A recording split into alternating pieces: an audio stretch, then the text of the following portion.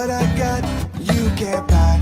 It resides between my eyes. Walked through the fire, came out better on the other side. See, life's like a beach if you find the sand. And right now, I'm feeling like 100 grand. You are listening to Inspired Insider with your host, Dr. Jeremy Wise. Dr. Jeremy Wise here, founder of InspiredInsider.com, where I talk with inspirational entrepreneurs and leaders. Today is no different. I have Reid Wicoff and David Staley of Digible. And Reid and David, I always like to point out other episodes people should check out of the podcast. Since this is part of the top agency series, I've had some amazing interviews. I had Jason Swank on. He talks about how he built his company agency to over 8 figures and sold it, and then how he's buying up agencies now. Todd Taskey is another good one. He has a Second Bite podcast, but he matches private equity with agencies to help sell agencies. And he finds sometimes the agencies make more on the second bite than they do on the first. Also, we had Matt Zalk. Since this is in the property management space, Matt Zalk runs Key Renter Property Management in Tulsa. And so check that episode out. And John Cobbs, who started Apartment List. Check that one out. That was probably, 8 years old or something like that. So it's a oldie but a goodie. And check out more on InspiredInsider.com. And this episode is brought to you by Rise 25. At Rise 25, we help businesses give to and connect to their Dream 100 relationships and partnerships.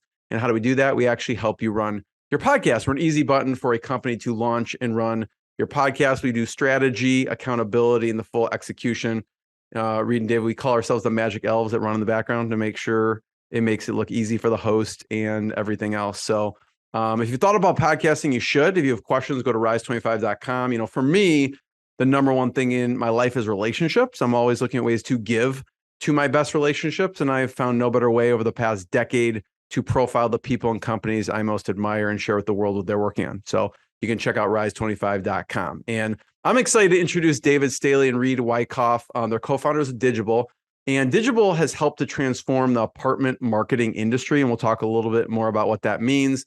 David has helped businesses for the past 15 plus years at startup companies and leading digital strategy and partnerships for companies like Hearst, Verizon, Digital First Media. He's worked with some of the largest multifamily portfolios in the industry to develop digital solutions. And Reid has held senior leadership positions at multiple Fortune 500 companies, including Cox Media Group, Digital First Media, and CBS Radio. And one thing that sticks out to me, which you guys I think are proud of because it's front and center on your LinkedIn profiles, is you've been recognized as a top workplace awards, which is really cool. So we'll talk about culture and hiring, all of that. So David, Reid, thanks for joining me. Yeah, thank you. Thank you. And I have to ask before we go any further, that intro that you just provided, is that something that it's coming off a teleprompter or that you have to do each time on these agency? That was really impressive. You didn't skip a beat. For which? For yours? Just the Rise 25, the connections. That was impressive. After doing this for 15 years, I could recite it verbatim, but I do have a document in front of me with it in front of me. So okay, that makes me feel a little bit better. No fancy teleprompters. Like I'm all about simplicity. Okay. So it's just a Google Doc on my screen here. Nice. Very good. Yeah. But thank you, because I know you guys have a podcast. So I appreciate that. I wanted to start with talk about Digible and what you do. Oh, I get that one. Hot potato. So we are both a digital services company and an ad tech company in the multifamily space. So we service apartment buildings. Our typical client would be a building of 200 units or so. And our typical buyer, the person purchasing us, is usually the property management company and usually a director of marketing, at the property management company. So it's a very franchise-like space where you'll have a director of marketing that may have 50 different buildings underneath them. And each of those buildings usually has their own website, their own ad campaigns, and they're using a different tech stack or different series of vendors. So we would be one of those digital lead generation vendors running, Google, Facebook, whatever on the paid media side. And they may also leverage our ad tech. What are the pain points they're experiencing? Is it more occupancy? They want just to fill the spaces? I would say the ownership group or the asset managers, yes. Their pain point is get me leads so I can lease up for the highest. But I would say our direct client, it's more of, hair on fire. On average, they work with 7 different digital vendors per property. And then those different digital vendors per property are not consistent. So they may have a different 7 on property 1 versus property 32. And so a lot of our success has come from being a single point of contact that may, take over 4 or 5 of those other vendors instead. So it just really helps make them more efficient and reduce some of the chaos.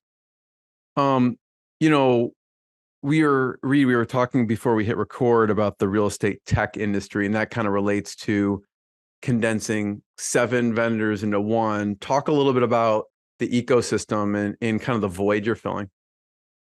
Yeah. So prop tech has definitely been around for many years, but I have said for the last several, it feels like a tsunami has hit this industry.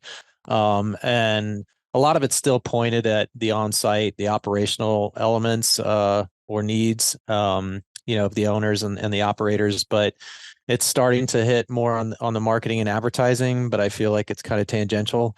And so that's where we see a fit or opportunity for Digible. A lot of what we've done to scale our business, we're now finding opportunities to productize either directly or with partners, channel partners.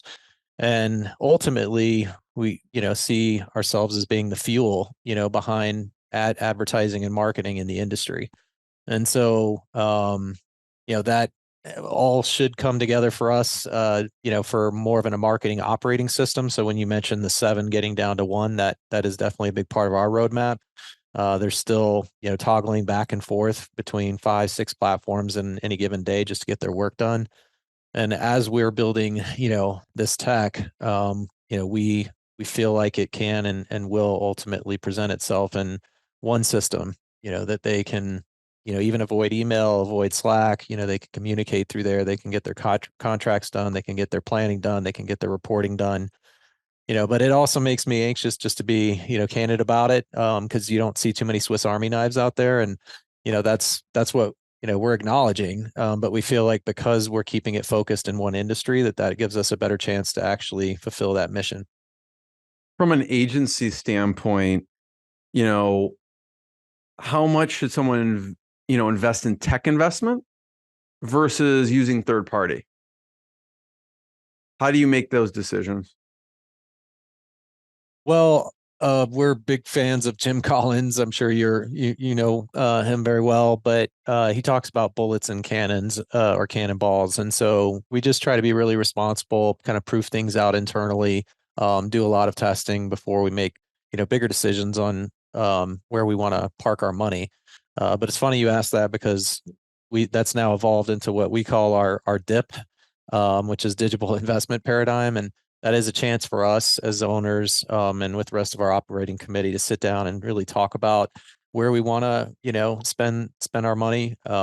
We hit profitability last year. We said we'd be an open book. So in that spirit, and we're going to 3x that this year. And I think we're on pace to do that again next year. So that's definitely left us in a different position than we were used to the first 5 years of the business. So it's very different when you're running a profitable company. And David and I both are big believers in reinvesting. And a lot of that is going to be in technology, but we want to make sure we're still doing the proper kind of testing, learning, validation before we go ahead and make those bets. Sometimes that third party can be, a great solution and isn't something that we need to overthink or potentially put our own money into. And to add context to that, well, one, I don't think we really talked about like help set size, but we're about 90 employees today. And so some of that is on the, I'd say 2/3 of that is on the services side, and then 1/3 is on the tech side. As far as on the investment side, we're following Great Game of Business, loosely, like directionally. So for example, we really like their benchmark of 4% the company needs to net. And then above 4%, you can start reinvesting and giving some back to the employees. So we're following that model. And so anything above 4%, employees keep a portion, we reinvest some of it. And then that's where as far as bullets and cannonballs, as well as like, as Reid's saying, almost like test and learn, what we have typically done is we will rent like a system, for example, like call tracking. And then when we get to a certain scale, we're like, okay, could we do this better? and less expensive, and then we'll decide to build it there. So, for example, we went from CallRail to Dialogue Tech and Invoca to then eventually building our own call tracking in-house. So yeah, I would say we rent first, and then at some point it crosses over to where it makes more sense to build it in-house. And that's less for cost savings. It tends to be more for capability, specific to our industry, but cost savings is definitely a factor. I think the hardest part of those decisions though is sizing the opportunity cost. Because if you look at things in a vacuum, it's like, well, we could save money here, but you don't know what you're potentially giving up by not putting those resources somewhere else. And that's where you have to get better and better at forecasting. And again, those kind of micro tests, bubble tests, as we say, to validate, whatever assumptions we might be making. Because I think for most agencies, especially kind of in our stage, you're always looking at, should you build or should you, outsource third party? But how many really have that opportunity cost nailed down, like into that formula? So that's something we're just trying to get better at each year. Yeah, the build versus buy conversation is affects all of us, right? Even when someone's thinking of hiring you, right? They could just, should I cobble something together?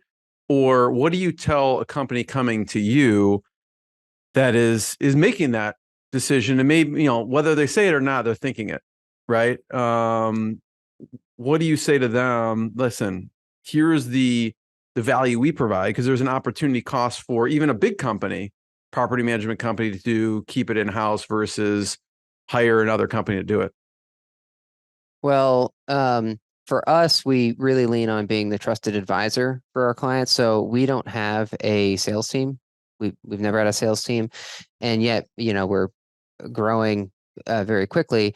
And that all comes from our reputation, and our reputation is led by let's even turn down business. So yesterday I got a lead that called me directly and was like, hey, I want to build a website. And I quickly did some needs analysis on them. I was like, you know what? You shouldn't. I mean, we're the most affordable solution, but you shouldn't use us. You should go with the free option if you buy this tech stack. So I advised him on buying another tech stack and going with that free website. And she immediately asked, well, how the heck do you guys make money? It's like, look, we're here for the long game. We are not here to make like one sale to you now. We're here to earn your business and your referral business, for years to come.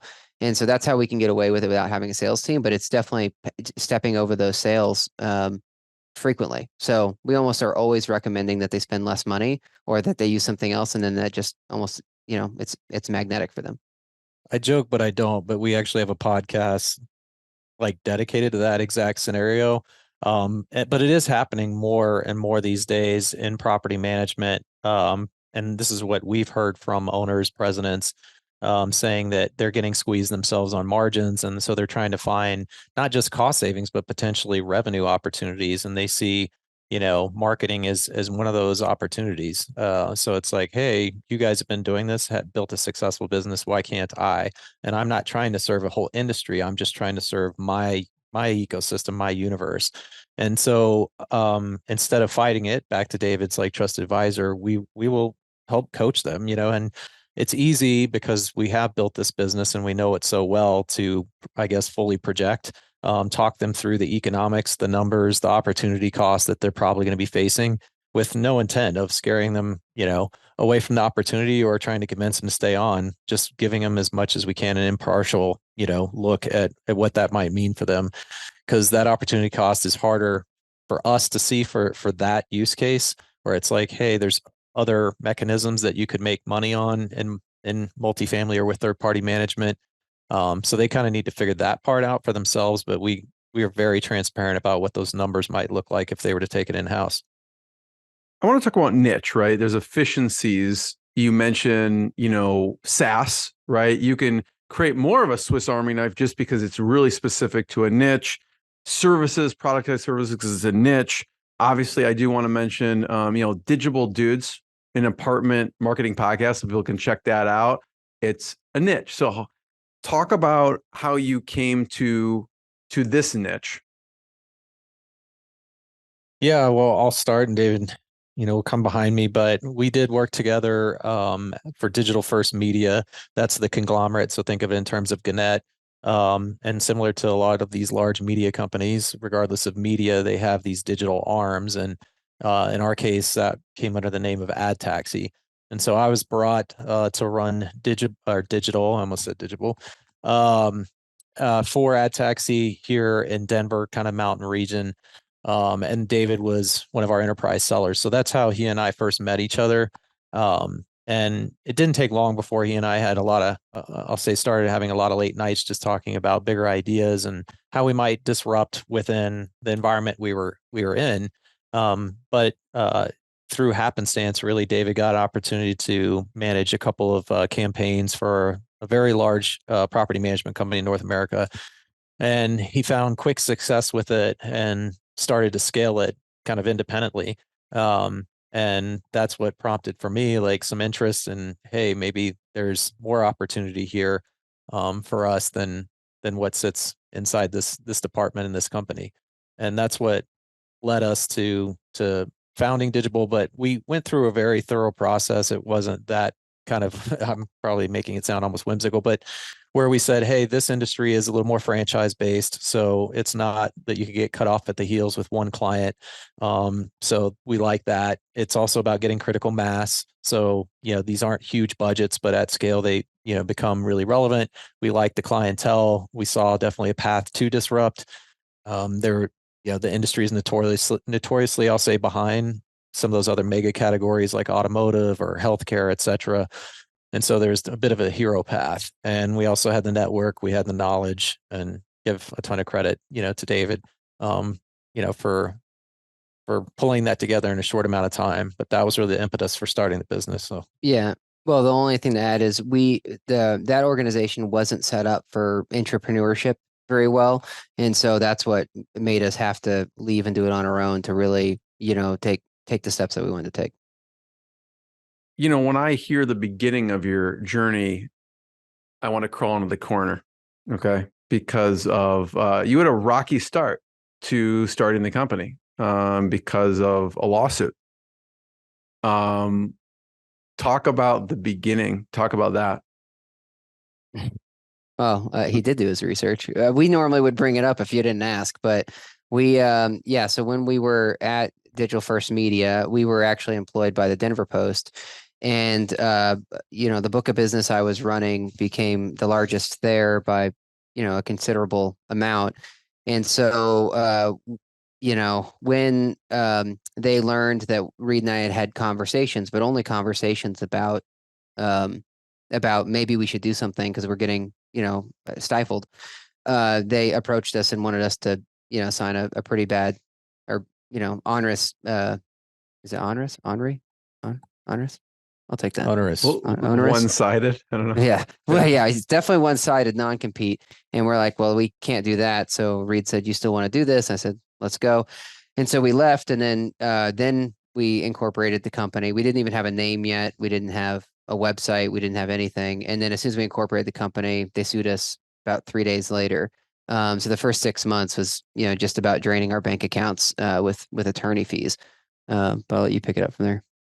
Yeah, well, we're about 10 years apart. And, I say that because I think it was terrifying for different reasons for both of us. But for me personally, having a family of 5, 3 young girls, and, the mortgage, and feeling like I had finally settled in because I had been at a few different companies. And so it wasn't an easy conversation to have with my wife. And then to start seeing your name kind of in the papers and online trades, was super difficult. So just emotionally experiencing that was a lot, not to mention the economics that David's bringing up. So we had both agreed before even we had founded that, were we'd ever start a business, we wouldn't take venture. And so that was extremely difficult to hold to. You can imagine, not that we would have had much success trying to raise money, given the situation we were in. So it did feel like we were on an island on a lot of different levels. And, that either, makes you cave in and give up, or, you get scrappy, you find the grit, and you persevere. And so it also involves some luck. And, that we had our share of that, and always will be grateful for some of the opportunities that seem to come in just at the right moment. We talked about someday we'll write a book or do a movie called Clutch. But yeah, we had some good luck that helped us get through those first 6 months. But it was definitely emotionally taxing. Why did you not quit? Because looking back, it seems obvious, right? You have 90 staff at the time. Listen, we started 3 days. Now someone's suing. It's hard enough in itself starting a business. Now you're getting sued, is draining the bank account. Emotionally, it's draining. Why did you just let's just forget it? I'm sure you're getting pressures on both sides with significant others and just be like, what are we doing here? I'll let you answer first. Yeah, well, a couple things. One, to set the stage, my now wife is our third co-founder, so we were all in. It's also the first time I've ever been physically ill from stress, was going through this point, because I would say that they burned the boats for us. So we didn't have a choice. So what I mean is, I think Reid's dad gave the quote, "You never pick a fight with someone that buys ink by the barrel." And we found out about the lawsuit because they tagged us on Facebook and LinkedIn and named us in Denver Post sues these people, blah, blah, blah. They stole trade secrets and so on and so forth. And so that's how we found out. And then we got served papers. And then we were in DigiDay and, AdWeek and all these other places. So I didn't really see that there was an option. I mean, I didn't feel like I had the same clout that Reid had as far as going to another media organization. And at that point, that may have also been a challenge anyways, because of, they wouldn't have wanted him to take his expertise over there. And for me, I felt like, I didn't have a great resume, didn't feel like a great resume to me at that point. So I feel like they burned the boats for us. Yeah, I agree with all that. I think I'll say anger and belief were a big part of what was driving me. I did feel like, the way things went, just pissed me off. And so that was a big part of me not willing to quit. But the reason that we had talked about doing something was we did have a lot of confidence that the opportunity was there. And so I wasn't ready by any stretch. I don't know how long I would have been able to last if we hadn't started to find traction, but I wasn't ready to give up on that. So I also knew at my age that I probably wasn't going to do this twice. David had a couple runs with startups when he was younger. I had one, fleeting moment, I'll say, in my 25 years. So that was I guess, third element for me is I can't put myself through this again. So I got to give it everything I got. Any tips or advice? Because that process you said took around 6 months. I mean, those processes can take a lot longer than that. But any tips and advice for people who will go through it or are for resolving a situation? I know yours is going to be unique, but just getting past it and resolving it. Yeah, well, try to talk to the source, meaning there was one individual that decided to make that that move. And if you can get past what was anger on their side, or in this case his side, I won't name names, but and just speak more objectively about what are the concerns, what do you want out of the deal? It's classic kind of negotiation points. But if you can't get to that, I don't know that we would have found any success. It was a bit of a Hail Mary on my side to try and get that conversation started, because there was so much, I think, anger on both sides. But if you can sit down and really talk through it, I think there was probably some ideas in their head that weren't well founded, that helped just kind of dispelling some of the assumptions, et cetera. But I think also outside counsel. We definitely both tapped our networks just to try and get as much input. I mean, you're obviously asking us for that now, but that would be part of my advice is, you're not as alone as you might think. This story is more common than we realize, certainly not our exact scenario, but a lot of founders get intimidated by former employers or have non-competes. It's super common. And so it won't it's not as hard as you might think to find somebody to talk to that's been through it and see what advice they can give you. But I would say what we learned is that people can truly sue you for anything. So we didn't have that non-compete. We didn't have a non-solicitation, and yet we still got embroiled in it. And so then to Reed's point, I think the attorneys kind of got in the way at different where, he really made movement once he went and talked to the source. I mean, attorneys were still present, but at least he got to talk to the source, and it wasn't, then this filtering that actually was a negative filtering in our case. And then he's right. Like there's tons of people that have gone through this before. So I would definitely reach out and talk to them beyond the attorneys.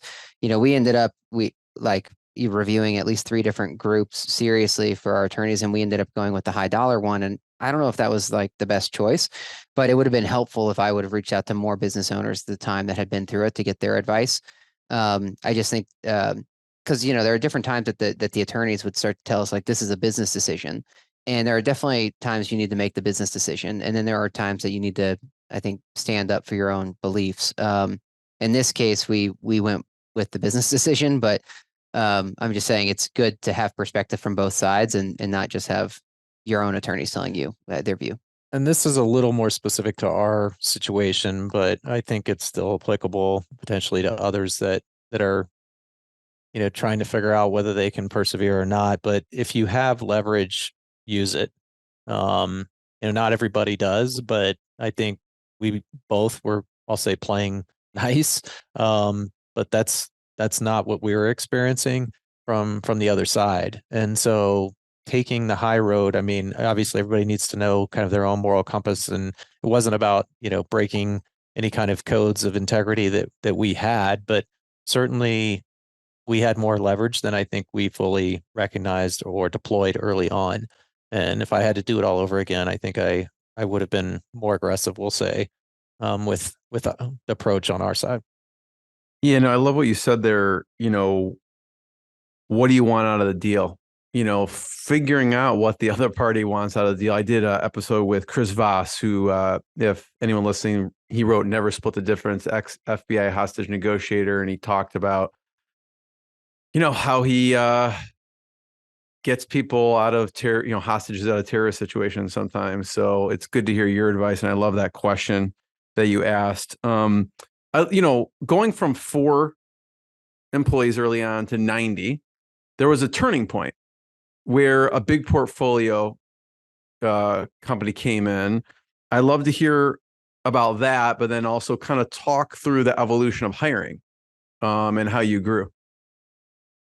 Well, I feel like at different stages we had those turning points. So I think it may have been 7, 8 months in when we were burning so much cash, and we got a portfolio company right maybe a couple months after the lawsuit was settled. And that I think gave Reed the confidence that like, oh yeah, we can really do this. We're not just going to totally burn out. But then, over the 6 years, we've now had that happen maybe 2 or 3 times. And even just a year ago, we had that happen again. So I think just at different stages. That happened, you mean a big client? Another big client, yeah. Yeah, so we've just had these different waves hit at different points. If you look at our trend, we've been, all of our products are reoccurring revenue. That's that's part of our Jim Collins Smack recipe. But that means that everything just stacks on top of itself like SaaS for at least the services side as well as the SaaS. But there are these different ways where you'll get a new client that is great. No, everything's going to go to you, and it feels like another giant opportunity. And so I'm just pointing out that's happened several times. But 9 months in was one of those big demarcation points, and then I'd say a year ago was another one of those points. So I'd say we're kind of bookended on that story. I can speak more to the hiring, but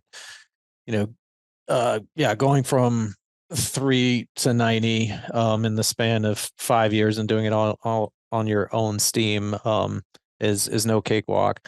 But the thing that we pledged to early and have been able to maintain is that we weren't going to, I guess, have asterisk by our offers or how we approached talent.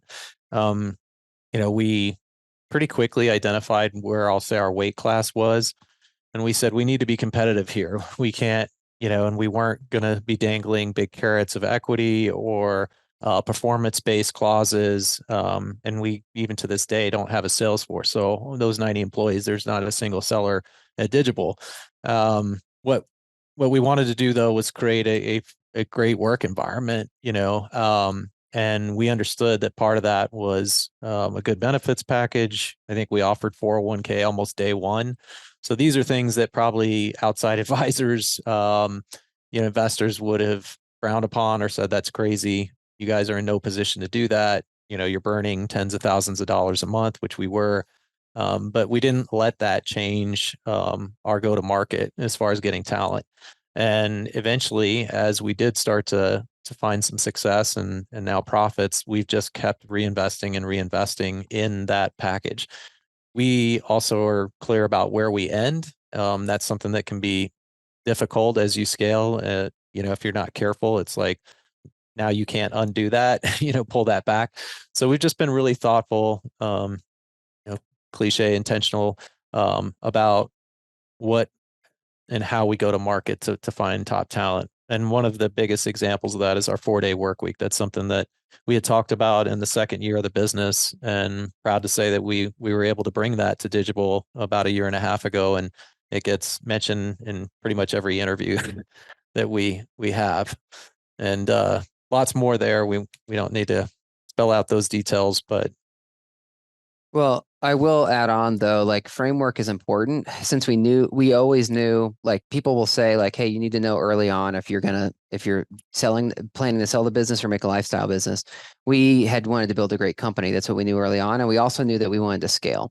And so to scale, you always need to set a first principle and then move forward. So that's why these frameworks become important to us. So easy example there is we decided we wanted to basically pay in the top the top 30 percentile of our peer group.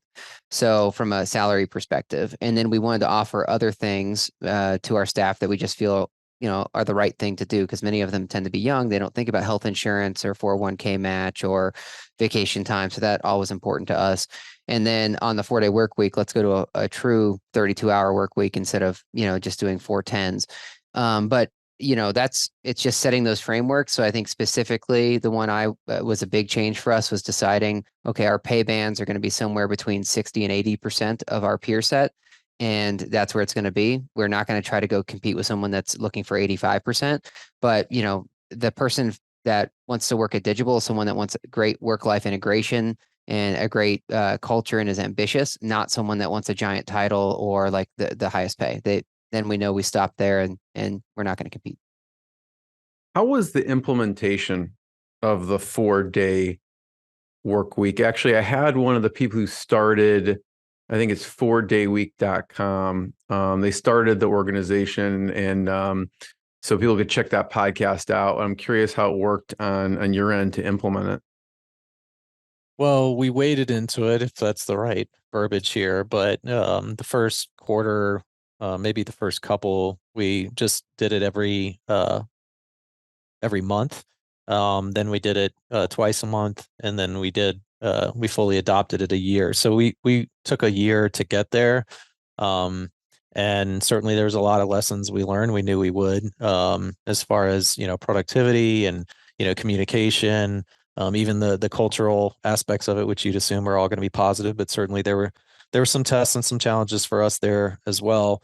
The good news here, and we did say this, it's like, the best way to innovate is give yourself less time to do something. And so that was one of the mantras. It's like, guys, this is going to modernize this company. It's going to really force us to think differently and innovate. It wasn't just about what can't we do or won't we do, with less time. We used it as a rallying cry. And I think that was super motivational for, the whole company.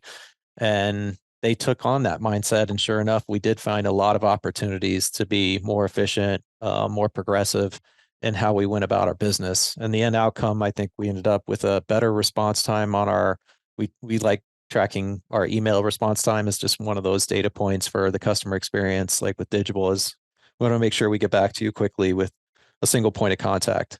That improved and David, I'm sure we'll add more numbers here, but it also, as far as the number of campaigns per FTE, that was a key number for us. It's like, we don't want to go backwards. We actually want to improve that even though we're losing a full day. And we were able to do that as well. So go ahead. Yeah, we told the staff that we're going to do this, but our expectations are actually that you don't just maintain the same amount of work. We're actually going to increase the amount of work. So it's almost like a reward. So we improved our efficiency by 20%, meaning we lost a day and our productivity output was 20% higher than when we had the other day as well. So like if you were managing 100 accounts, make it easy. Now you manage 120 accounts. And everyone was able to do that through, some of it was training about just being, more diligent with your time. It was just, being more focused on what really matters. And then to Reid's point, we started tracking certain things that were really important. And I think that really helped us baseline. So I think our email response rate when we started was something like 12 hours or something, and we got it down to around 6 hours. And we've since moved that down to about 3 hours on average. So I think telling the staff and being clear with them and then giving them a year to march there and figure it out and warm up to it. But obviously they get this big payoff in the end, and obviously Digible benefited as well. And celebrating, along the way. So there's obviously mile markers when you do something like that. And I think it's kind of like the 3-minute mile, right? And 4-minute mile. 4-minute, beg your pardon. Thank you. Coming from the runner. I'm not the runner between the two of us, if you couldn't tell, but seeing's believing. And once that happens, you kind of break that and, glass ceiling, and it's like, oh, we actually can do this. And so instead of waiting until the end, it's like along the way, we were trying to make sure that we were recognizing that progress so that people were, feeling the confidence, the belief that what we were doing was possible. I know we have a few minutes left. I have one last question. Before I ask it, I want to point people to digible.com to learn more. It's digible.com. And Reid, David, I'd love to hear maybe one or two tips on growing leaders and how you grow leaders. Because, growing from a few to 90, you've had leaders step up throughout as you've grown. So what are one or two things you can tell other companies of how you've helped to grow leaders within?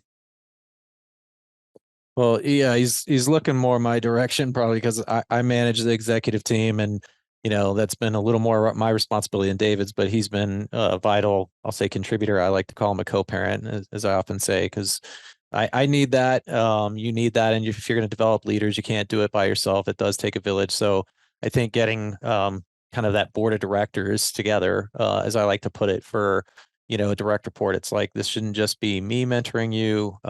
There's other people here that are all going to be contributing to your success. And the sooner you can identify who those are, the faster you're going to grow. But I mentioned the mile markers, the checkpoints. That's really critical, right? Often I think when you're doing mentoring, you think that something magic happens after 12 months. And it's really, the magic is leading to that 12 months. It's not, the annual review. So we try to make sure, we're checking in regularly, really clear, because I think it said ambiguity is the enemy of accountability, so that there isn't any confusion on what success looks like. And then it's the elevate and delegate. We subscribe to this EOS platform that many do, and they pound that into you, and rightfully so. Is if you never let your kid tie their shoes, they're never going to learn how. But that's not an easy balance to strike, because, you can abuse that the wrong way, where it's like, now you're delegating too much. Maybe you're giving them more responsibility than they're ready for. So I think that's where, again, having really clear, numbers, outcome statements, as David likes to point to, that's pivotal. But I also can't stress enough that you need multiple people involved for leadership development. It's not a good idea to try and handle that independently. I would just add or highlight the EOS portion. The EOS has been really helpful for our business, just to organize the chaos from the way Reid and I operate. He's clear visionary. I've got some visionary tendencies to myself, and that really helped, hone it. And then what we didn't do a great job is adopting all of the EOS tools religiously at the beginning. And so we're going through that process now. But I would say that for first-time leaders, and sometimes even leaders that have been in their role for 10 years, it provides a lot of really great tooling that will just say, hey, here's the basics of expectations about how you manage and lead a team. And then from there, you can, when you're coaching someone and mentoring them, you can really focus on their personal gaps or opportunities. So I would just say following some system like that it's like, if you are a parent, how do you take them from, walking through college? It's like, that feels like a tall order, but to give them, a little bit of a roadmap through EOS would be an easy way. The last real quick comment I'd have on that is be a great listener. A lot of folks, when they first start management, will come to me, like certainly at Digible, and say, any tips, that you can give me would be appreciated. And I said, it's often overlooked. You don't get that advice typically when you're first moving into management, is really put a priority on listening, because you're so eager, to understand the frameworks, like the X's and O's of management, that you miss a lot because you're not paying close enough attention to what people are telling you. So I've seen the speed dating, like, I'm going to do my discovery work, but I will challenge when people have said that to me, and it's happened here. It's like, I won't know that you've truly listened until you know these 2 or 3 things about that person. That would let me know that, not only are you trying to learn about the business, but you're trying to learn about them. And I think that goes a long way in leadership development. Be a great listener. I want to be the first one to thank you both. Everyone could check out also the episode I did with Gino Wickman of Traction, is they who started EOS. And then also I had Mark Winters on, who wrote Rocket Fuel, which talks about visionary integrator. And I think they even have a quiz that you can take. So check those episodes out, that, and check out digible.com. And I want to thank you both. Thanks, everyone. Thank you. Thank you. What I got, you can't buy. It resides between my eyes. Walked through the fire, came out better on the other side. See, life's like a beach if you find the sand. And right now, I feel like $100 grand.